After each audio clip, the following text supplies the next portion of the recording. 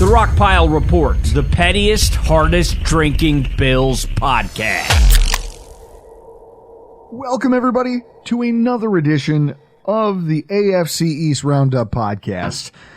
Your first official in-season AFC East Roundup. It's week one, and we're here talking about over and under reactions. Isn't that the fun thing about the first week of the NFL season, Chris?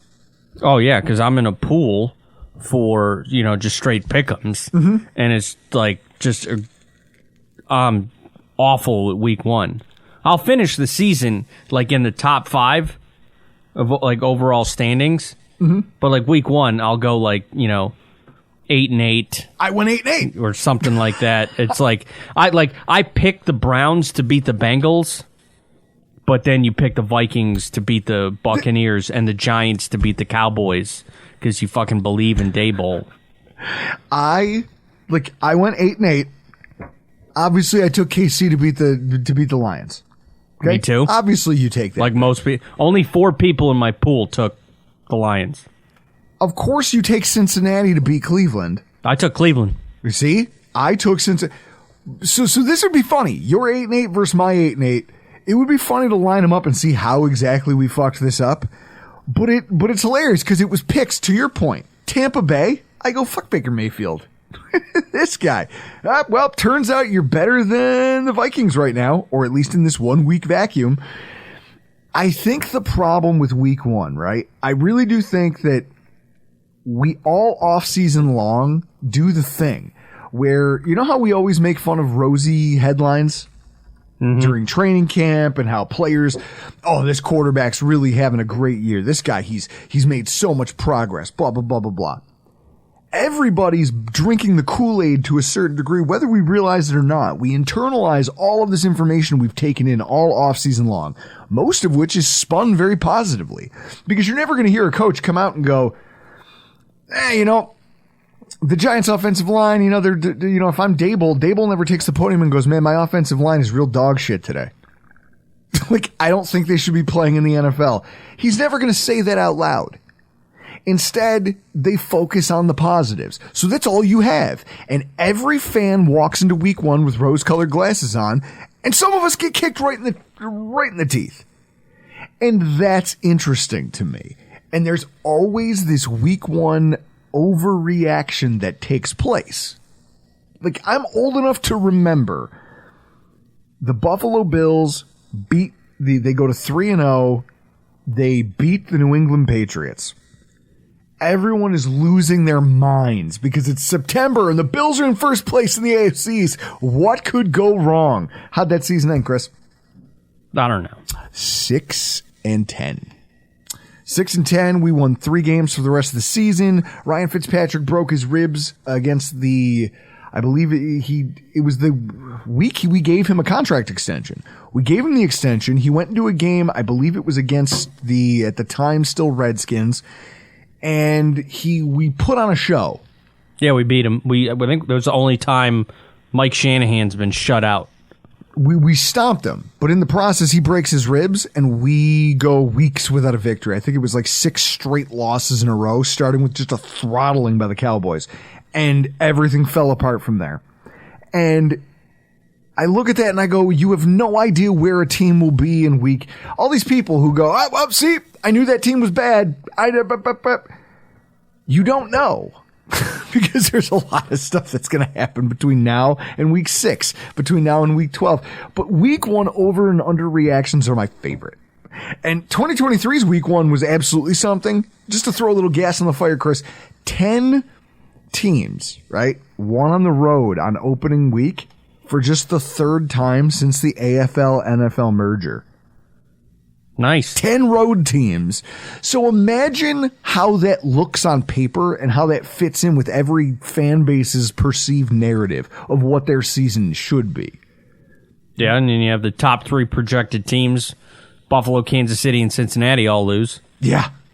It's a wild time to be a fan of the NFL, and if you work in the hot take industry, Chris, this is their Valhalla, isn't it? Yeah. This is paradise. This is manna from heaven for them.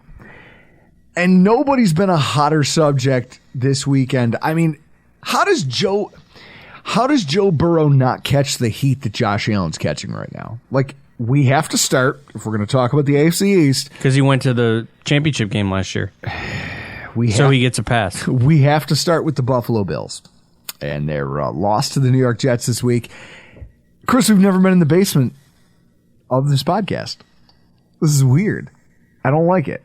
Maybe the Steelers season, where we lost the home opener to the Steelers. No, because somebody else lost, and I remember that, looking at the standings and having to check. Like, we're not in last, right? We're in last place because we lost a divisional game. So by default, we are at the bottom of the pile. And yet at the same time, like, you heard our recap podcast, obviously. And I've got some under and overreactions for the Bills, but I want to take a step back for a second and talk about some conference-wide under and overreactions, just to get the ball rolling here and kind of show you guys the kind of conversation I'm looking to have. First of all, Chris, here's an overreaction. The AFC North is overhyped. Or is it? Do you think I'm correct? Or do you think it's an overreaction? It's overreaction. Burrow looked hurt, right? Offense was wholly non-existent.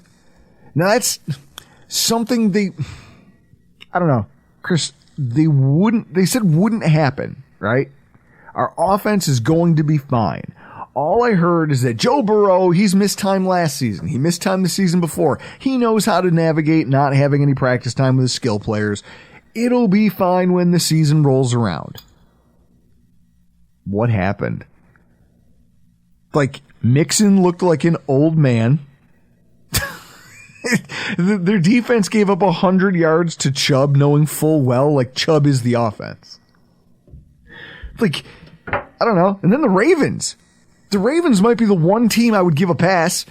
They had an awful game against a terrible Houston team. Injuries. Okay, so you lose your running back. You lose your running back to a ruptured Achilles. Fine. Stanley, that sucks.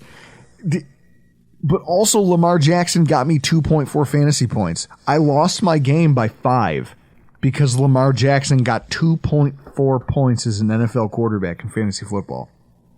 That's unfortunate. I get the rust that you have to knock off when you're injured and coming back, and you have a new offense, and that there's a learning curve to that. But you would have expected better, correct? Yeah. Okay. The Steelers. There's a thing. I got to get my phone out for this because there's a tweet. It's probably one of the more embarrassing things I think a football player can say out loud.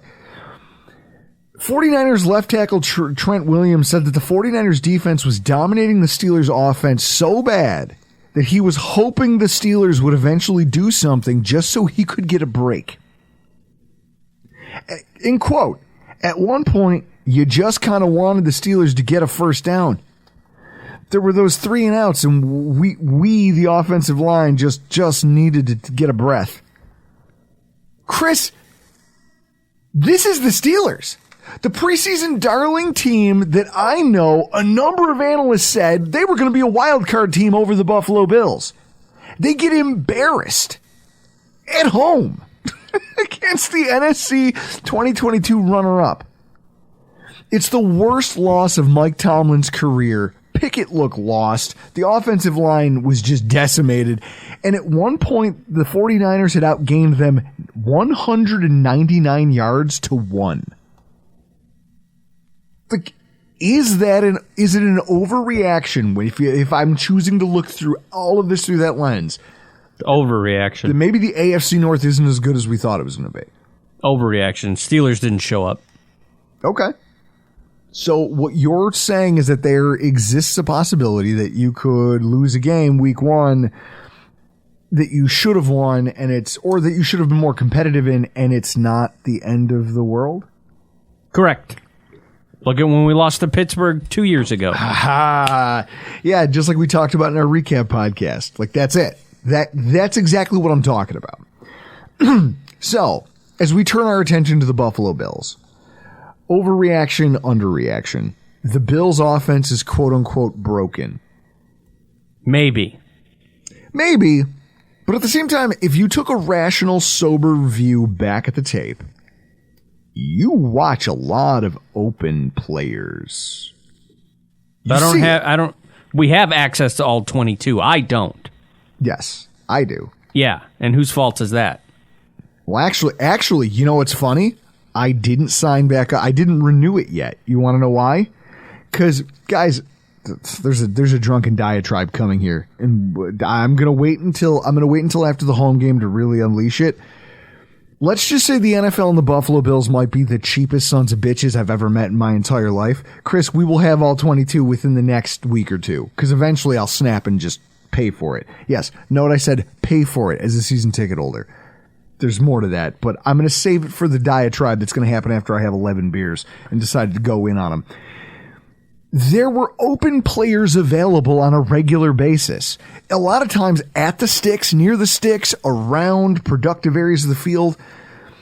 I think that this has become a thing. I think that all the people saying, like, our offense, oh my God, here comes the regression. No. What needs to happen now is you literally, like the film A Clockwork Orange, have to sit your quarterback down, strap him into a chair, prop his eyeballs open, and put that tape in front of his stupid face over and over and over again until he understands that this nonsense cannot continue, because you will continue to lose us games against very good defenses. And Chris, what do you think you're going to run into in the playoffs? Defense wins championships. Very good defenses. So, with that in mind, I do not think the Bills' offense is broken. I think that, Chris, they worked a pair of cornerbacks who weren't the Jets saying that they were the 85 Bears on defense? Yes. Okay, then why did Stephon Diggs just absolutely crucify both of your best cornerbacks in coverage? I don't know how that's supposed to happen. No, I thought you guys were the Bears. If you had a quarterback who was less stubborn and more willing to take the layups that were given to him, we could have embarrassed them and made them eat their words. I'm telling you, there's nothing wrong with the offense.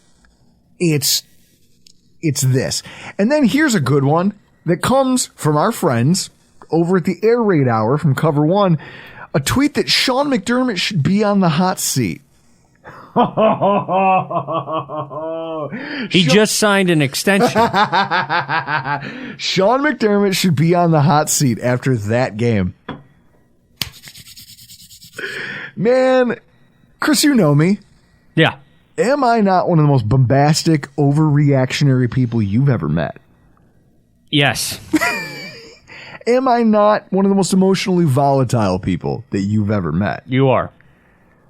I did throws a little cold water on some of the things the coaching staff were doing for very different reasons. But to talk about Sean McDermott being on the hot seat is one of the craziest things I've ever heard. Sean McDermott needs to answer for that. He's not going to. Well, I want answers from something. He's not going to give them to you. Guys, we had to fake our own press conferences because that guy wouldn't tell us a damn thing. Guys, this is where we are. That's our guy.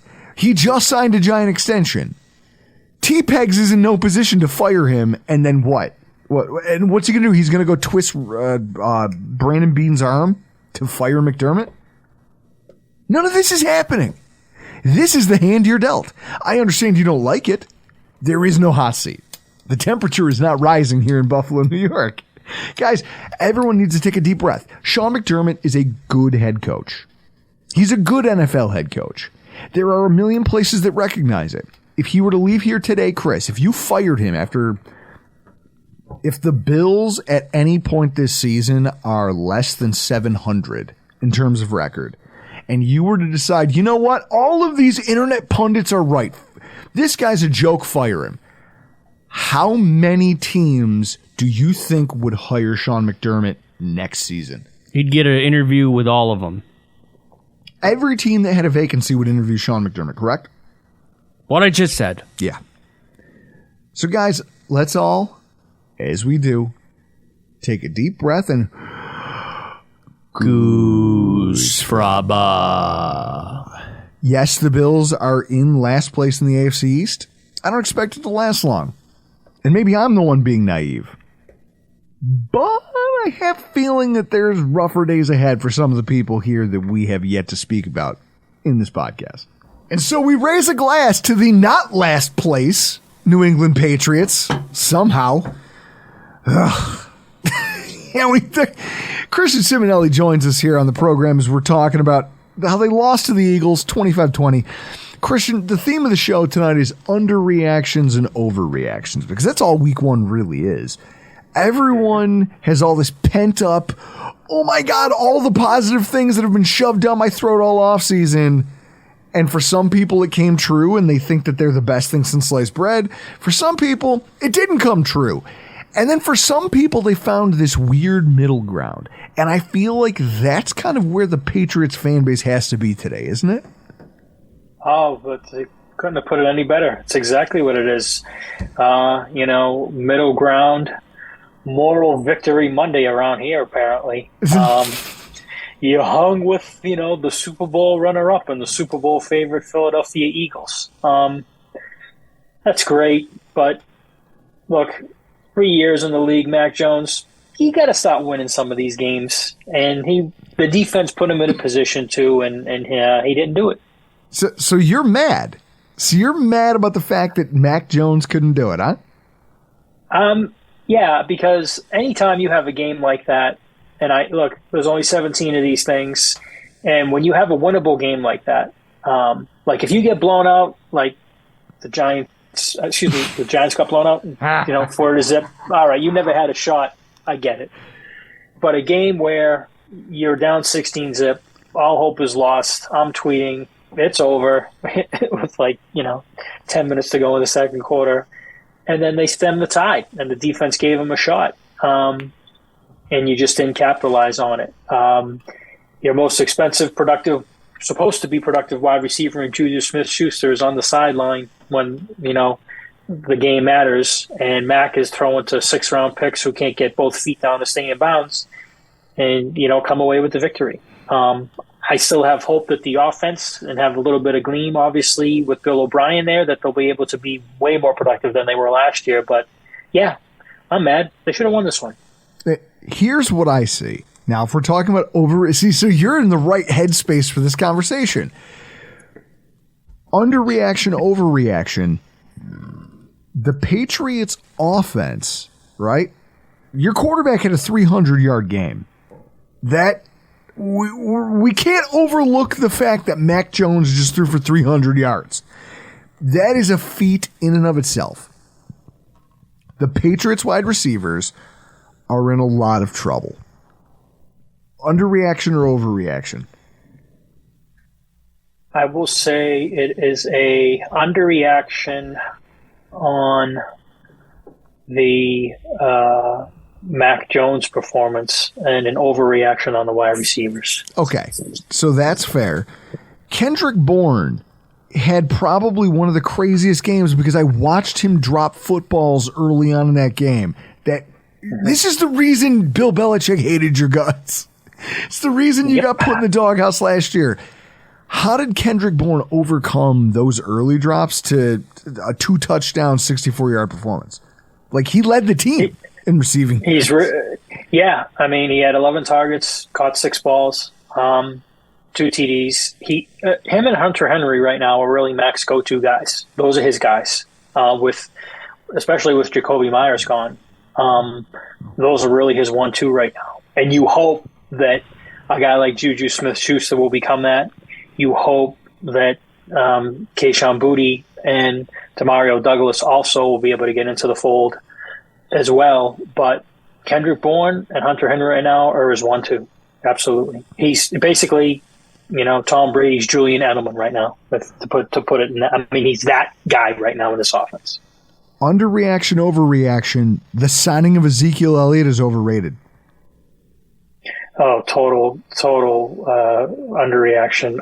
You got to overrate that times to the 10th degree. I mean, because that dude is washed. And I love Zeke in his prime, but he looked like sugar honey iced tea on Sunday night, man. He didn't look good. I'm sorry. He had 7 targets. He caught 5 balls. I've never heard that before. He averaged an astounding 2.8 yards per catch. So, And he rushed 7 times for 29 yards. He had like about a 10, I think it was like a 10 or 11 yard run. But no, I'd much rather see somebody like Ty Montgomery or, emerge than him. It is crazy, right? Everyone's like, oh, Ezekiel Elliott, he's going to be the difference maker. He's a thing. He's a fumbles. Fumbles early. Yeah. And you're like, oh, shit. All right, well, he'll get it together. And then he just doesn't. And usually when that happens on a Bill Belichick team, they go into the Foxborough Witness Protection Program and they're never seen or heard from again. So curious to see what his snaps are going to be this week. Yeah, I mean, when you average 3 yards per carry after your longest run of the day, it's not good. Right. Right. Nobody loves you at that point. But also, Ramondre Stevenson, 25 yards rushing. What happened? Is this more of an indictment of the offensive line's kind of condition right now, or is this a regret? What's happening there? I don't necessarily. I can't say to blame the offensive line there. Stevenson was dealing with some sickness during the week, and didn't practice all that much. And he was always going to play, but he was listed as questionable. And he looked really flat. He didn't look like he had the same pop that he usually does. The offensive line, all 5 guys played for the first time, including the summer, for the first time ever together. They all played all went box to wire and played all 80 snaps on offense. And Mac Jones didn't get sacked until the fourth quarter. I mean, there was some pressure in there, but overall they held up pretty well. So I just think against that Eagles front, they did a great job. To be honest with you, they really haven't been able to run the ball. I know that Stevenson ran well last year, but they haven't been able to run well consistently against good defenses for a very long time. And I'm going all the way back to like when LeGarrette Blount was here. He could barrel through the front line and take on linebackers and then break away. And he was excellent, especially in short yardage. But overall, I can't fault the offensive line. I got to go Stevenson for that game. And hopefully he comes out and shows some burst against Miami this week. Because the offensive line, nobody gave that crew a shot, including me. I thought they were going to get obliterated, and they held up very well against Philly. So we'll take it to Mac Jones, since you're talking about the game he had and the game the line helped him have. Underreaction, overreaction. Mac Jones outpassing Jalen Hurts shows that he's got quote unquote it. Overreaction, totally. Evan Lazar, who works for the Patriots, he watches the All 22, and he said that he quote had 3 good passes in the game. And when somebody pressed him, what do you mean? It was like there were 3 pretty good upper echelon passes. The rest of the passes that he completed out of the 35 that he made, 32 of them were just meh. They were okay. I think he had a half a dozen throws behind the line of scrimmage because they ran a lot of screens. So he had 54 passing attempts. Chris, fun fact, Josh Allen has never attempted more than 50 passes. I like it. Really? Get out of here. Is that true? Yep. Wow. Never attempted more than 50 passes. Never would have thought that. So Mac Jones almost did the thing. I got to ask you, what was it like watching this game, going from demoralized to, oh my God, we're back in it, and then having that moment with Demario Douglas on the sideline and knowing that it all just got taken away? The one you mean with Keyshawn Boutte when he didn't get his 2 feet down? Oh, yeah, Boutte. Yeah, Boutte was the one. Boutte. I thought it was Douglas. Yeah, Boutte was the one. But I think Douglas also had a play where he didn't get 2 feet down. But yeah, Boutte was the one. And it was, geez, right away you thought, why isn't Juju the one making that catch? Because, he would have got 2 feet down. You definitely know if Jacoby Myers was still here, he would have got 2 feet down. Yep. And right away you flash back to that and you're like, okay, we got a 6th-round pick in here. We are eyeing this kid, but you're mad again, right? You're like, we played this totally amazing game. I was so elated that we were even in this position, and now I'm just mad again. This game, look, it started out awful, and then you got to throw the golden boy in there, Tom Brady, for halftime ceremony to get me all worked up. Did you cry? I cried like a baby whenever he said, and there's one thing I'm certain. I'm a patriot for life. I was holding my kid, and I was crying, and my daughter was looking at me and was like, hey, I'm the one that said, what is wrong with Daddy? My wife's just hysterical laughing. Oh, yeah, I bawled like a baby. Yeah. And by the way, I'm in a group text, and all the guys, well, they all cried too, so it wasn't just me. All of you Boston, all of you mass people, just get together and you cry about this guy. Chris, when's the last time you cried about a sporting event? Not yet. Not yet? If the Bills were to hoist a Lombardi. It would be Sabres Stanley Cup over a Bills. So you wouldn't cry if the Bills won the Super Bowl? I would, but you would have more tears for the Sabres. This is what I'm working with over Simonelli. A hockey guy. Jeez, man, dude, that's a hard... Wow. Dude, shut your face. You literally cried on this podcast over Marcel Darius and his because sailor everyone knows hat. I'm a sensitive man. Everyone knows I'm a sensitive... I am a sensitive human being, Simonelli. Don't you get that vibe from me? I totally do. I for one, don't think there's anything wrong with being in touch with your feelings, quite frankly. Oh, I'm in touch with my feelings. That's what I try to... In fact, that's how I table it to most people. I'm in touch with my emotions. The problem is the one I have more often than anything else is just frustration and rage. Like those blind rage is probably not the one that you really want to be in touch with. But. Those are the feelings that I'm most in touch with, and it's not good. So it's like, listen, what do you want me to do? Do you want me to sit here and not talk to everybody, or do you want me to really show you how I think and feel, and it'll just make all this terrible? No, talk, especially on X. Tweet away. I told you, you're an absolute delight following a loss. It's fantastic. You must have loved skimming our timeline after this fucking Jets game, where I'm just like, listen. But even then, I wasn't that hyperbolic because I was like, well, this is the thing. I watched it happen with fairly sober eyes, and then as the game was winding down, I'm like, fuck it, we're just into the whiskey. We're just going right into bourbon. I can't do beer anymore. It's over. And everyone's like, oh, you don't know. No, I do know. I left the room for the tying field goal. They made it, and I was in the kitchen. I was like, I'm not even watching this because I have the feeling, and then I felt vindicated at the end, even though it was a gut punch. You guys got the same gut punch, and yet somehow, because you didn't lose a divisional game, you're ahead of us in the standings. Now, when we think about what's coming ahead for the New England Patriots, I don't know, man. I just want to walk through it. Like, everyone right now is very high. We're talking about underreactions, overreactions. Everyone that I've heard, seen, the Twitter machine, national media, people are walking back some of their early criticisms on the Patriots. It's one game. It's one game in the same week where the Cincinnati Bengals played like dog shit and their Joe Burrow got benched in week 1. Joe Burrow got benched. Jalen Hurts threw for less than 200 yards. If I see that right, Jalen Hurts had a really shitty stat line against you guys. I think it was like 160, 170, something like that. Yeah.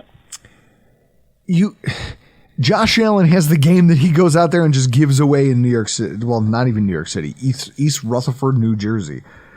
Fuck. So when I'm looking at this, everybody is now starting to say that the overreaction in my eyes is that everyone goes, well, look, the Patriots are going to be a lot better than we give them credit for. And I guess that depends on where you set the bar, but do you think that's an overreaction or an underreaction? I think it's an overreaction based on what happened Monday night with the Jets and Aaron Rodgers.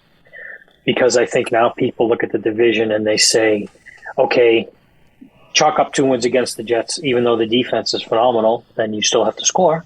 And then they say, well, Josh Allen, hasn't learned anything, continues to turn the ball over. Oh, and by the way, for some very weird reason, decides to when he's like 3 or 4 yards away from the first down marker, leap in midair against 3 defenders and get absolutely almost, it was like a WWE match I was watching, and just get absolutely power drive backwards We'll talk about that at another time. But people just look at that and say, "Oh, the division quote isn't as good as everybody thought it was going to be." But no one talks about Miami putting up, pinball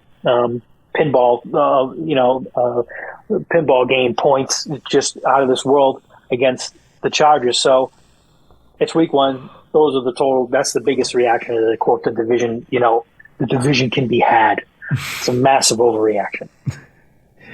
I still believe that you guys have some run left. It'll be interesting to see how you make it. You guys have a game. You guys have a game coming up here this week against the Miami Dolphins. Hopefully you can do something to knock them down a peg, at least slow them down, show everybody that some of the positivity around these guys is an overreaction. When that game is live, where can people follow you on social media to get your real-time reactions? At Chris with a TIN obviously on X, Twitter. I call it X just because but it's Twitter. On Twitter, at Chris with a TIN. Give me a follow, I'll give you a follow back, and I promise to hopefully be, at least in the ballpark, as entertaining as Drew is during game time. And so we switch gears, and we're talking about the somehow, just inexplicably, Chris, not division-leading Miami Dolphins, who put on, I think, what was one of the craziest games if you want to talk about offensive execution. I started Joe Burrow instead of Tua.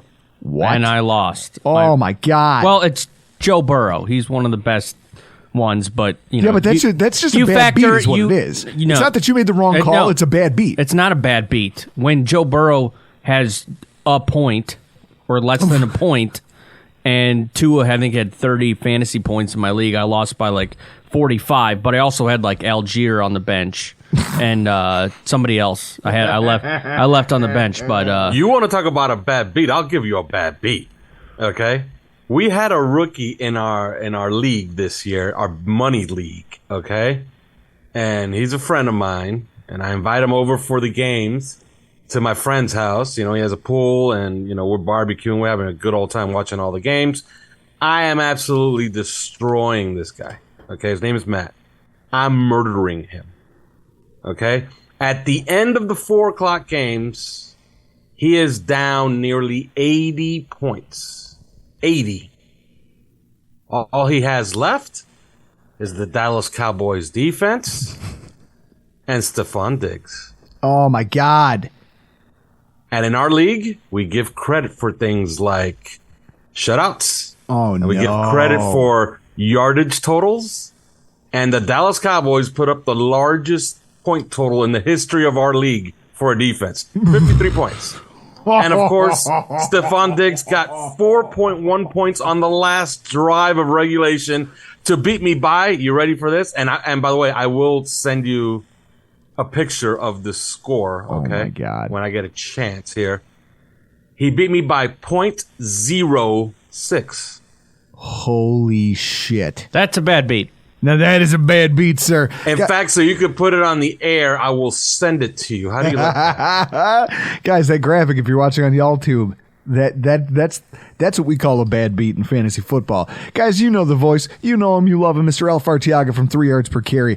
We're here talking about, because week one, right? It's knee-jerk reaction week. It's probably the best one. If you're a guy who loves hot takery and loves a good knee-jerk reaction, week one's, this is your jam.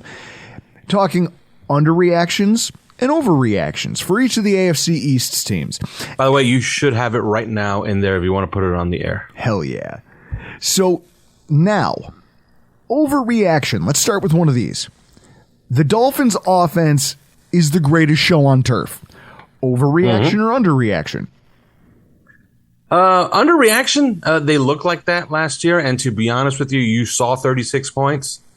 That was underperforming. They fumbled at the 5-yard line because evidently our center can't snap the ball.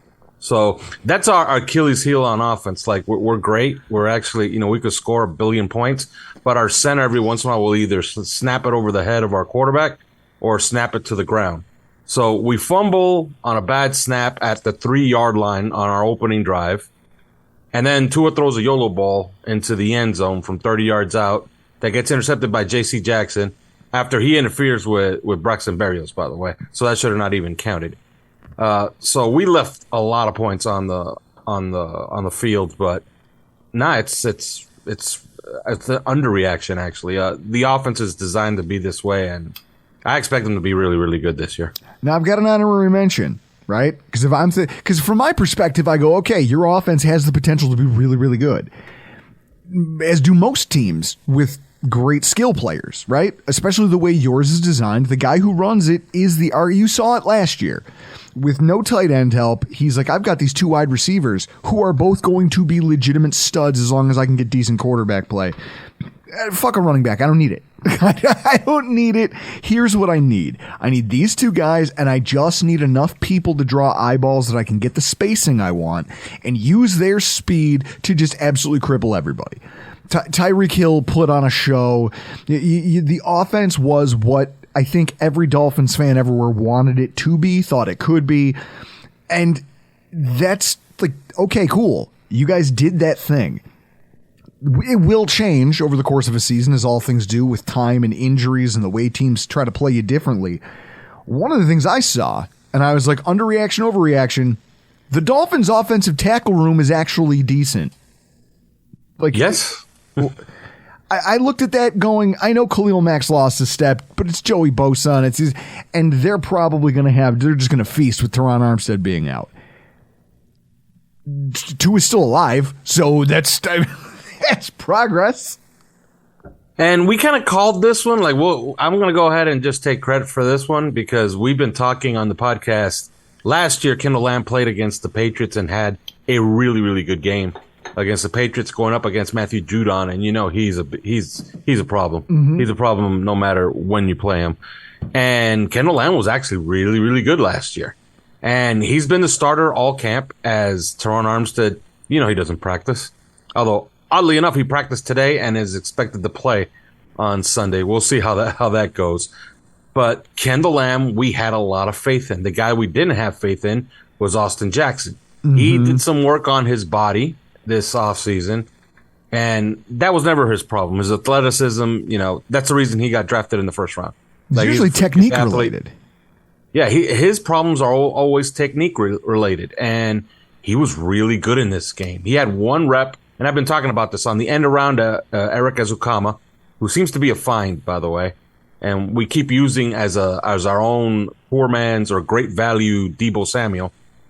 On that end around, Austin Jackson seals the edge, gets out in front of that end around, and blocks Joey Bosa from the 8-yard line to the 1-yard line. And then Joey Bosa essentially just falls down in front of Eric Ezukama. Eric Ezukama trips over him, and Austin Jackson's like, damn, I should have finished that block.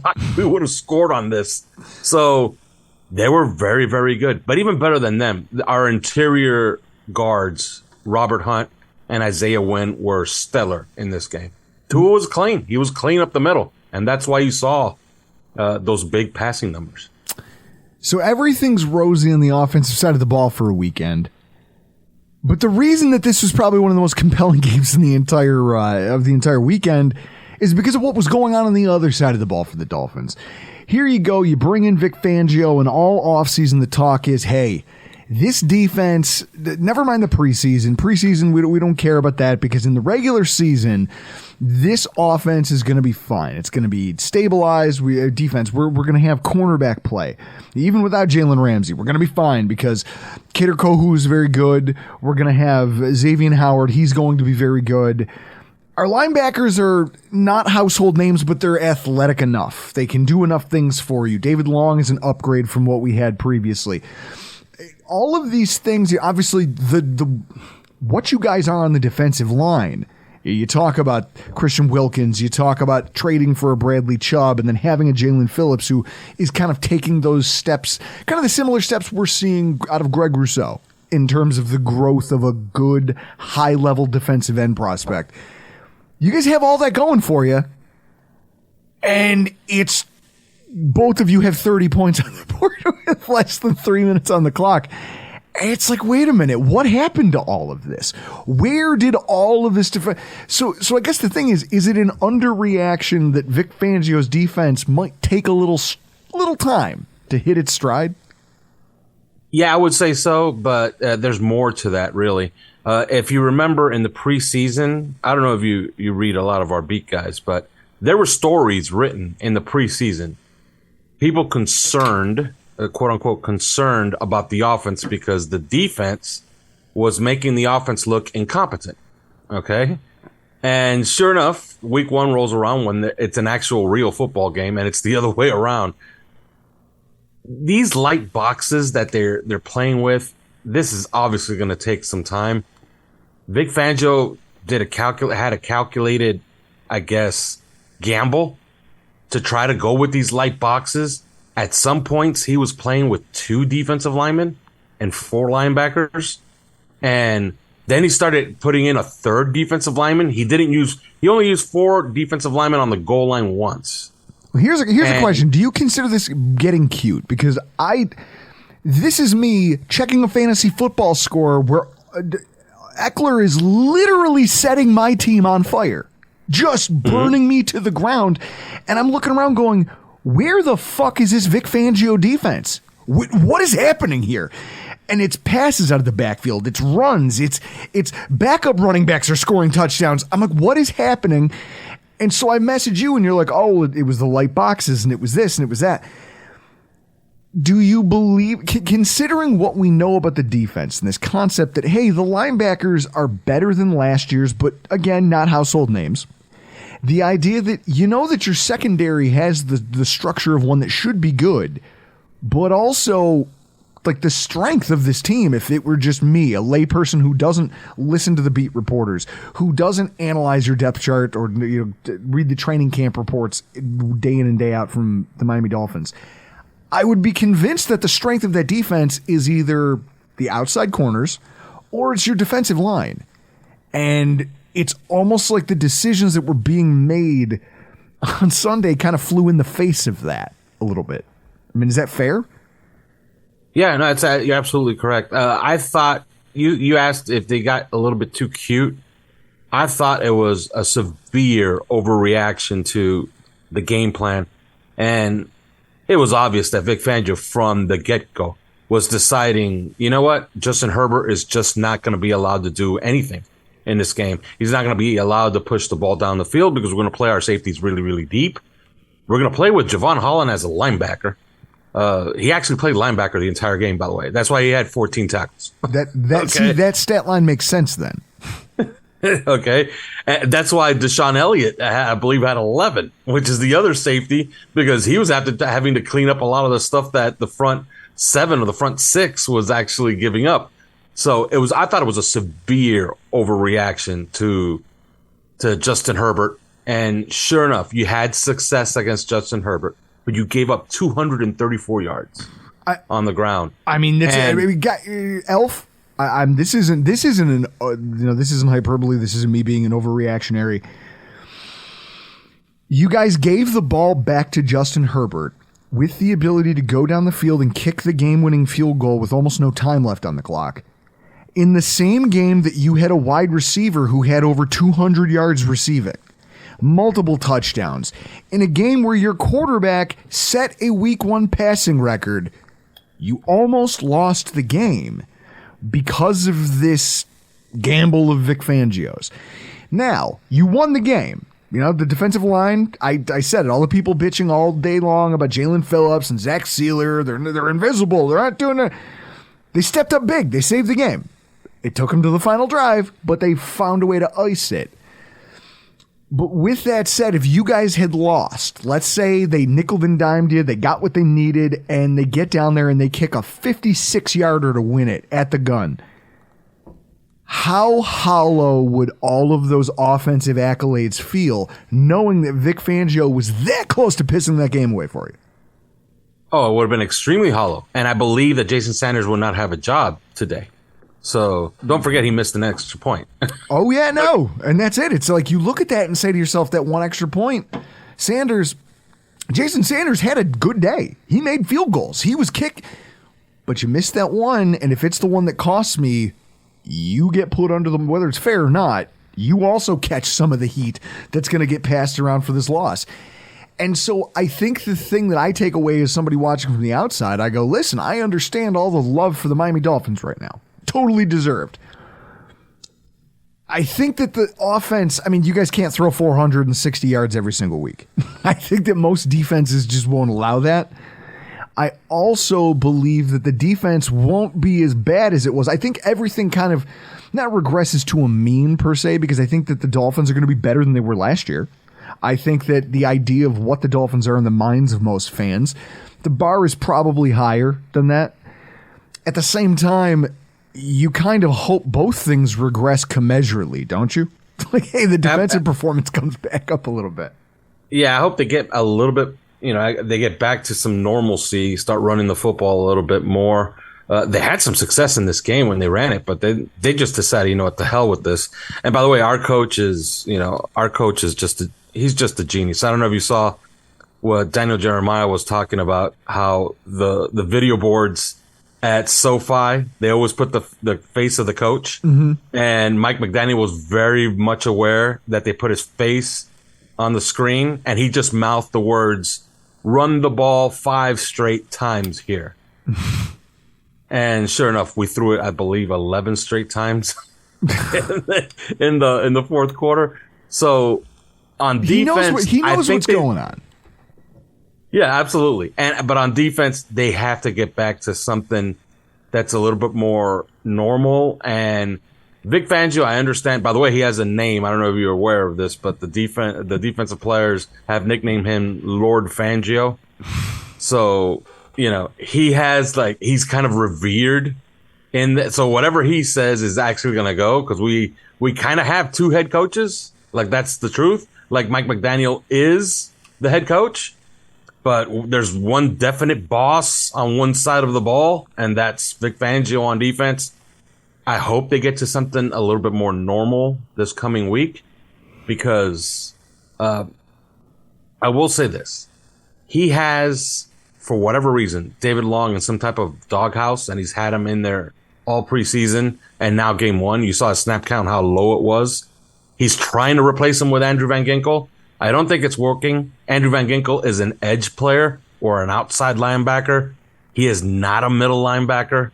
And playing the Mike or the Phil linebacker for Andrew Van Ginkel, might as well tell him to walk on the moon. It's not for him, okay? It's not something he can do. You can see it on film. He's trying to scrape to the hole, and he's doing his best. And all he's doing is that he's pretty aggressive, and he's a big guy. So he's just going to run into the pile and just blast somebody off of the pile. He doesn't know what he's doing. And I hope that they get all these little, I won't even call them quarrels. They're it's I don't even know what the word to use. It's, stubbornness that maybe Vic Fangio has about who can play and who can't play in his system. And just start playing some of these guys as designed. And maybe they'll be a little bit better. They looked absolutely lost for the most part. Well, and then you can see when they started playing a little bit better is when things became a little bit more obvious. You have a lead, and you have to protect that lead with your pass defense. And sure enough, you start sending 5 rushers instead of 4. And it got to Justin Herbert, and they won the game. They had 2 sacks of pressure on the last 3 plays of the game. Yep. They forced the penalty on a throwaway, which was an obvious intentional grounding penalty. So all of a sudden, the pass rush came alive. Why? Because you knew that they were passing the ball. So you started calling your coverages by sending an extra man on every rush. So hopefully they get to something a little bit more normal. Now, I don't know if you've seen the injury report, but the Patriots don't have a single healthy offensive lineman. so maybe this is a get right week for that defensive line. Well, but yes, they absolutely need work. For the basement dwelling Buffalo Bills, we can only hope. From your lips to God's ears. Alf, we love you. We love that you come and do this with us every week. Guys, I know right now it's a little raw. You're not going to want to go check out the OnlyFins content, the 3 yards per carry. But Alf, when they eventually come back around, where can they find it? You could always listen to us on 3 yards per carry. It's the number 3 yards per carry. Anywhere you get your podcast, we're absolutely everywhere.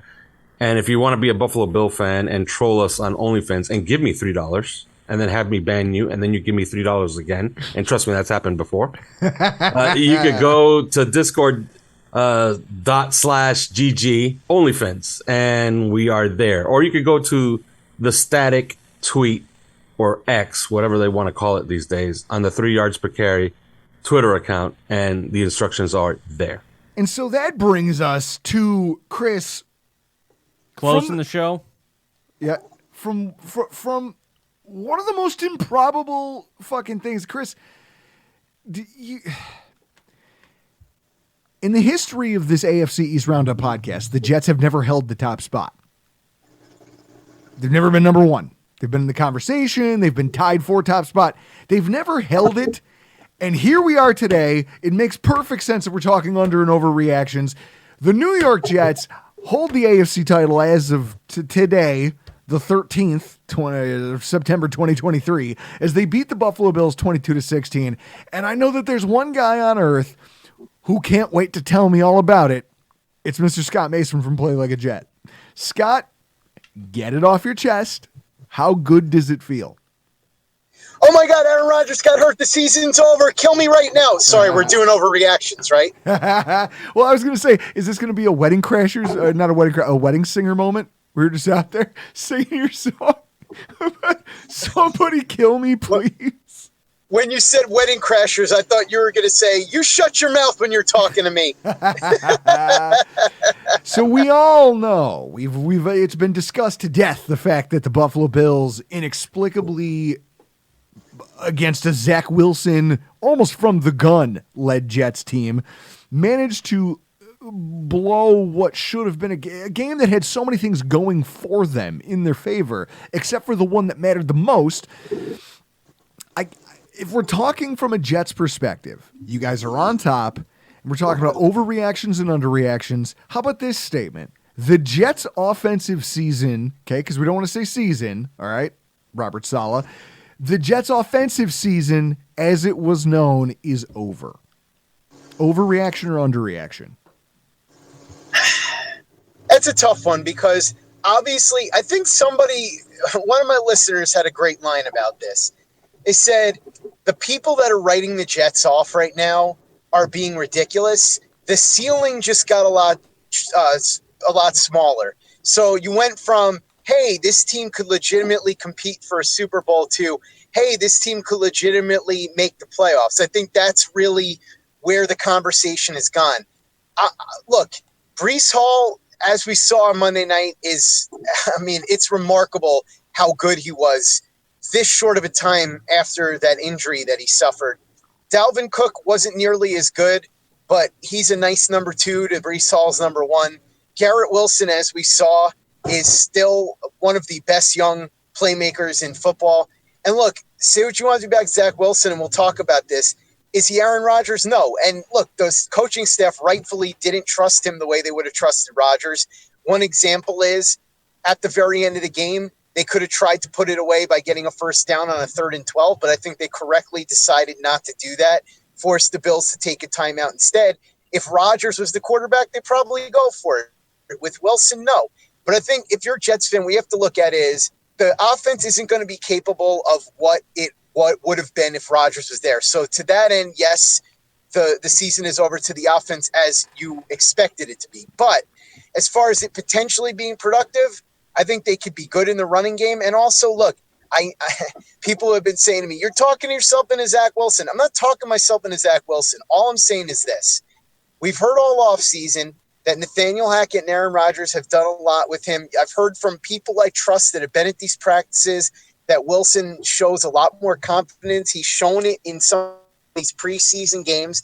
And so really what this comes down to is if Zach Wilson can be, let's say, the 22nd best quarterback, which would be well below average for a starter, but at least acceptable. If he can do that and kind of do what he did against the Bills, honestly, which is manage the game, and when he had to step up and make plays on that one drive, he did. If he can do that throughout the year, then this Jets offense may be able to do a few things. They're not, like I said, they're not going to be anything close to what they were going to be with Rodgers, but they may be more productive than people are going to give them credit for. So to answer your question, yes, but no, if that makes any sense. No, it does. It makes perfect sense.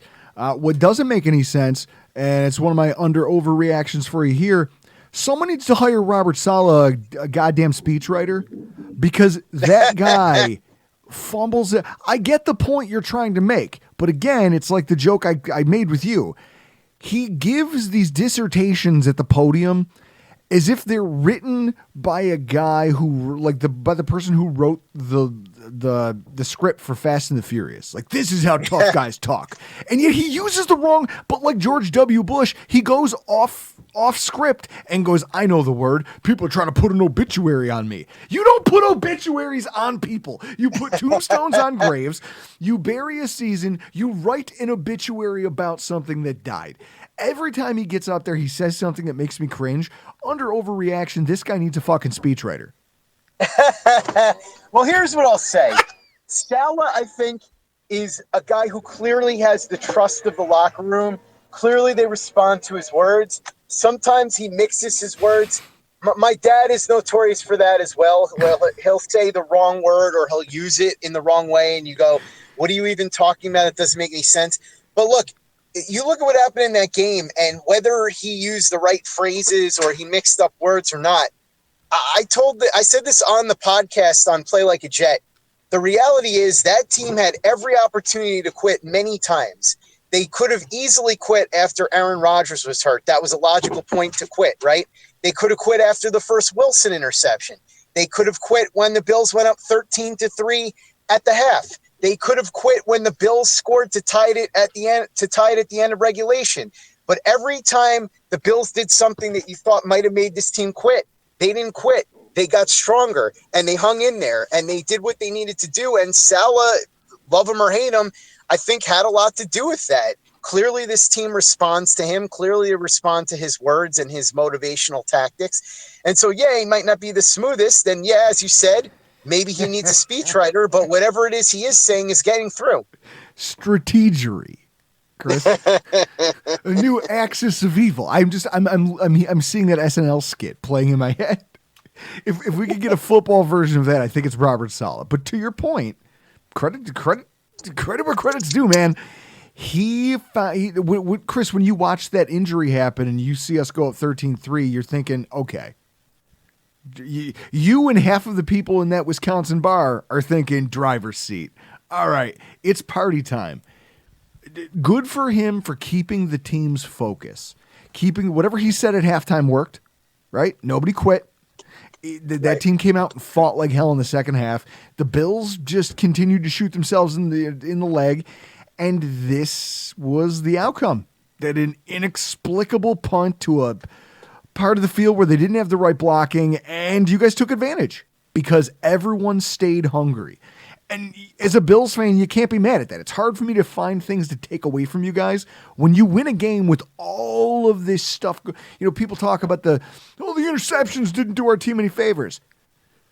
You're a quarterback who you wrangled for all offseason long gets hurt 4 plays into the fucking game. The Jets had all the excuses in the world to fall apart. Yep. The fact that they won that game, I guess I do have to walk some of my criticisms of your coach back because at least he got that team to hang in there and pull out a W. Now, it is funny, break down the fourth wall. You and I were talking in the middle of the game, and you were like, or I think it was afterwards, and you were like, hey, you know who didn't get hurt? And you just sent a picture of Derek Carr, who was the guy you were pounding the table for all offseason long. You're like, I would rather have Carr. He's going to cost me less. He will inevitably just get cut. I don't have to trade away any assets. You're like, I could just get him. And then Carr. So how much did it sting to watch Carr, for you personally, to watch Carr throw 300 yards and watch what happened with Rodgers just unfold the way that it did? Yeah, it was frustrating. Listen, I said that to you sort of as a joke because what do they say? I got to laugh to keep myself from crying. Yeah. Although I will say though, I had to be the most calm person in the stadium because I had everybody, including Chris, who is uncharacteristically showed some human emotion. Chris texted me and said, "Oh man, I'm so sorry, dude." So I was like, "Wow, usually Chris is a block of ice." I appreciated that from him, but I got a lot of texts from a lot of people. A lot of DMs, and it was just funny because when it happened, my reaction was just, all right, well, let's go, Zach. You know, what else can you do? And my thing was, I guess there was a part of me, because I've seen stuff like this from the Jets for so long, deep down I was expecting it, and I'm numb to all these kinds of things. So I sent you the Derek Carr thing kind of as a joke. I like Carr a lot, and obviously, you know, I think if Carr, you know, putting the Rodgers thing aside, I think if they had gotten Carr instead of Rodgers, they could have been a contender with Carr. I certainly think they'd have been a contender with Rodgers, but it was a freak injury, so I was obviously just having a little fun trying to keep myself from going off the deep end. But I will say this. I said it at halftime when my brother called me. My brother, everybody that knows me knows he's a reasonably well-known professional gambler, and he lives out in Vegas, and he called me. He was freaking out. And I said, listen, it's 13-3 at the half. The Jets are getting the ball back to start the half. This thing is far from over. And there was a part of me that really did believe that they could come back in this game. And I'll tell you, when Zach Wilson completed that pass to Allen Lazard as he was falling down, I looked over at my father, who I was at the game with, and I said, if the Jets come back and win this game, that's the play you're going to look back at as the play that turned the tide. And it was. And I'll tell you, too, man, that throw, people focus on Garrett Wilson making that incredible catch in the end zone, which he did. And obviously it wasn't a great pass by Zach Wilson. But what he did was he did what Garrett Wilson said to him. He said, Zach, just throw it up and I will do the rest. And that's what Garrett Wilson was true to his word. Trust me, I'm a dude. He goes, I'm a stud. Fuck you. Just give me the ball, man. I will make you look good. You don't have to be perfect. Give it to me. Yeah. And he did. And to be fair, and people miss this, but earlier on the drive to get inside the 10, Wilson threw an absolute bullet to Garrett Wilson, and it was a phenomenal pass, one of the best passes I've seen him throw. And so Wilson leads this drive. Like I said, they were being very cautious with him. I know he threw the pick, but mostly it was just dink and dunk, hand the ball off. And I understand it. He came in under really terrible circumstances, and you got to give Zach Wilson credit. I think last year, if this had gone down where he throws the pick and all of that, he folds and he's done. He probably throws 4 more picks. The Jets have no chance, the whole deal. But he bounced back from it mentally, led that drive, and whatever you want to say, he stepped up when he needed to and led to that touchdown. And I just remember when the touchdown happened, I'm sure you guys have seen the movie A League of Their Own, when the little kid Stillwell is yelling, "You're gonna lose, you're gonna lose," and Tom Hanks is like, "We're gonna win, we're gonna win," and he throws the glove and hits the kid in the head, and he starts laughing. That was me. As soon as they scored the touchdown to tie it, I looked at my dad and I said, they're going to win. They're going to win. I felt it. I knew they were going to win at that point. And even when the Bills tied it to end regulation, I was like, I have absolute confidence in this defense to stop the Bills from scoring in overtime. And they did. And then the Gibson thing, it's funny. You mentioned how loud did the stadium get when he crossed the threshold? Oh, dude, it was nuts. Well, first of all, I should say, to start the game, it was as loud as I've ever heard it at MetLife. Because remember, the Jets only moved into MetLife Stadium in 2010. It was definitely louder than it was during that Giants game. Yeah, it was loud as you could possibly imagine. And so, well, the Giants game might have been loud with boos. But it was as loud as you could get. And when Rodgers got hurt, it was like the air came out of a balloon. But toward the end, things started to pick up, especially when they tied it. And then in the overtime, the crowd went nuts. But I will say, like, before the punt, I said to my dad, look, if Gibson can just get them out to about midfield or somewhere close, they'll be in good shape, because all they'll have to do is go 20 yards. There's no wind. And Greg Zuerlein's got a big leg. They call him Greg the Leg for a reason. He'll be in decent position for a field goal. And the punt went up, and I said, that's a terrible punt. He should be able to get good position. And at first he runs over toward the right, and I'm like, no, don't do that. There's like 3 guys. But then he sort of wrangles around and heads to the left, and I look and I see nobody there. And I'm yelling, oh my God, there's no one there. There's no one there. And he's just darting down the field, and I'm like, holy cow. Now at this point, he gets to about the 20. I think he's going to get taken down because there's like 3 or 4 Bills there. But once he cuts back and gets away from them, I'm like, oh my God, he's going to score. He's going to score. And when he scored, everybody was looking for flags. We didn't see a flag, and everyone went out of their mind. It was the funniest thing. And I have to tell you this, and I'm not trying to rub it in, because you know I don't do that. Rub it in, baby. I don't. You earned this moment. It's your day in the sun. Get it. I'm not one who does that, but I did think you guys would find it funny. So you and your listeners know this, but a lot of the listeners of my show may not, and a lot of people that don't go to Bills games may not know this. But I know from having been to the game last year and from having been around Bills fans talking to you guys, there's that chant, hey, whoa, let's go Buffalo, right? Mm-hmm. So as we're walking out of the stadium, there were a fair amount of Bills fans. And of course, a bunch of Jets fans, many of them I'm sure intoxicated, started, hey, fuck you, Buffalo. So that was how the night ended. But yeah, it was something, man. It was one of those things where, man, look, it's possible that we look back at this later in the year, Drew, and say the Jets won the battle and lost the war because they won the game, but they lost Rodgers. And with losing Rodgers, they lost their opportunity, most likely, to compete for a Super Bowl. We'll see if Wilson can have them competing for a playoff spot. I don't think it's out of the realm of possibility they could still make the playoffs with him, but whatever. We'll see what happens the rest of the season. But this was something, man. And if you were a fan, we talked about this before the game. If you were a fan of football, I mean, how did you not enjoy this game? This was an incredible game. I mean, if you're a Bills fan, obviously it's a heartbreak. But listen, if you love the game, that was one hell of a game. The Jets have a huge mountain to climb here in the coming weeks. If people, our listeners are obviously petty like me, where can they find all of the content as you guys try to climb these hurdles of the Chiefs and the Cowboys and the Eagles en route to your bye week? Where can they find all your content and where can they follow you on social media? Well, first, let me say, Drew, as we know, Zach Wilson, rough rookie year, last year, got benched twice. Very bad. They had to go out, get Aaron Rodgers. It looked like the plan was they were going to try and sit him behind Rodgers and they were going to have him learn and absorb. And then Rodgers would play 2 or 3 years and they would turn it back to Wilson, or at least that's the plan they were selling. Now that plan got accelerated, and it reminds me a little bit of LA Knight. You knew I was going to go into the wrestling reference here. LA Knight, real name Sean Ricker. This is a guy I remember the first time I saw him was 10 years ago. I was watching NWA Hollywood, and I'm watching this guy, and I'm like, this guy has the look. He can talk. He can work in the ring. This guy's money. What's he doing in NWA Hollywood? Fast forward a little bit, I think about a year, WWE signs him to a developmental deal. Whatever happened there didn't work out. They end up releasing him.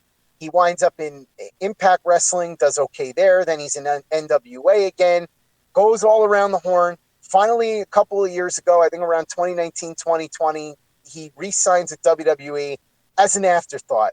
And then all of a sudden, over the past year, fans just took to him, and he built this momentum. And now he's on the cusp of becoming a legitimate top guy in WWE.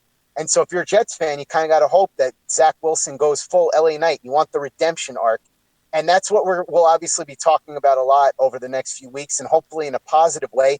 You can find Play Like a Jet anywhere that you get podcasts, iTunes, Google, Spotify, Stitcher, all of that.